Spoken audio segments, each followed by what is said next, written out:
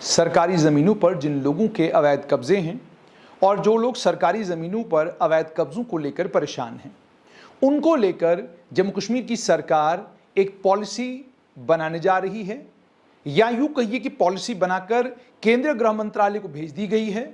केंद्रीय गृह मंत्रालय जब इस पॉलिसी की वेटिंग करेगा, उस पॉलिसी की वेटिंग के फौरन बाद जम्मू कश्मीर में पहला एक ऐसा कानून आएगा जिस कानून के जरिए सरकारी ज़मीनों पर जिन लोगों के अवैध कब्जे हैं उन तमाम लोगों को मालिकाना हक मिलेंगे। लेकिन कितने प्रतिशत लोगों को हक मिलेंगे वो इस बात पर निर्भर होगा कि किन लोगों के पास 5 मरले से लेकर 15 मरले तक प्लॉट है, जिस प्लॉट के ऊपर केवल उन्होंने अपना घर बनाया हुआ है, कोई कमर्शियल स्ट्रक्चर उसके ऊपर नहीं बनाया है। यानी अगर केवल आपका मकान सरकारी ज़मीन के ऊपर है, सूत्रों के हवाले से जो खबर आ रही है उससे ये हमें पता चला है कि 5 से 15 मरले तक के वाले लोगों को मालिकाना हकूक दिए जा सकते हैं। इसमें हो सकता है बीपीएल और उसकी जैसी और कैटेगरीज, जो गरीब लोग हैं, उन गरीब लोगों के लिए सरकार के पास जो सूत्र बता रहे हैं, इस स्कीम में शायद उन्हें छूट दी जा सकती है, किसी तरह की कोई छूट उनको मिल सकती है। और जो जानकारी मिली है उस जानकारी के मुताबिक सरकार चूंकि जानती है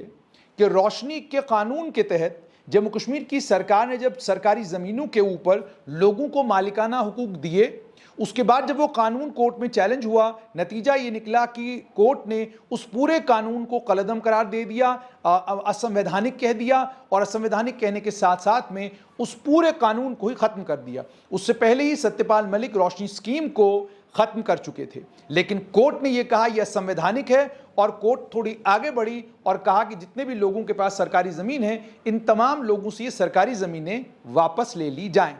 अब इस बात का ख्याल रखते हुए कि अगर हम भी एक स्कीम बनाकर सरकारी ज़मीनों के ऊपर उसी तरीके से लोगों को मालिकाना हुकूक देंगे जिस तरीके से रोशनी के कानून में दिए जा रहे थे, तो कहीं कोर्ट हमसे ये ना पूछे कि आप ये बताइए कि ऑलरेडी रोशनी के कानून में तो इसी तरीके से लोगों को मालिकाना हक दिए जा रहे थे सरकारी ज़मीनों के ऊपर, तो आप क्या मुख्तलिफ करने जा रहे हैं और हम आपको ऐसा करने क्यों दें? अगर वो वाला कानून असंवैधानिक था तो आपका कानून संवैधानिक कैसे हो सकता है? सूत्रों के हवाले से खबर यह आ रही है कि इस चीज़ से बचने के लिए सरकार ने एक रास्ता ये निकाला है कि इन ज़मीनों पर मालिकाना हुकूक तो मिलेंगे, मगर उसी तरीके से जिस तरीके से नज़ूल में आपको मालिकाना हुकूक मिलते हैं। यानी आपको ये ज़मीनें लीज पर दी जाएंगी और लीज पर देने की शर्त ये होगी कि आपको मार्केट रेट पर जो इस समय उसकी ज़मीन की कीमत बनती होगी वो प्रीमियम अदा करना होगा, और उस प्रीमियम के अदा करने के बाद आपको हर साल उसका ग्राउंड रेंट भी देना पड़ेगा, जो ग्राउंड रेंट जम्मू कश्मीर की सरकार तय करेगी। जब आप वो प्रीमियम भरेंगे और उसके बाद आप सरकार के साथ एक मुआहिदा करेंगे, करार करेंगे, जिस करार में आप ये कहेंगे कि हम प्रीमियम भर रहे हैं और ग्राउंड रेंट हम आपको हर साल देते रहेंगे, सरकार आपको उसके कागजात पकड़ाएगी और आपको कहेगी ये ज़मीन हम आपको 40 साल के लिए, 100 साल के लिए, या जो भी मयाद तय की जाती है, इतने सालों के लिए आपको लीज पर देते हैं। यानी जिस ज़मीन पर इस समय और इसमें सिर्फ स्टेट लैंड है, फॉरेस्ट की ज़मीनें इसमें इंक्लूडेड नहीं हैं। सूत्र ये भी बता रहे हैं कि फॉरेस्ट की ज़मीनों को लेकर सरकार बिल्कुल क्लियर है कि इसमें फॉरेस्ट राइट्स एक्ट जो एफआरए है, उस एफआरए के तहत ही आगे बढ़ा जाएगा। लेकिन जहां तक सरकारी ज़मीनों का ताल्लुक है,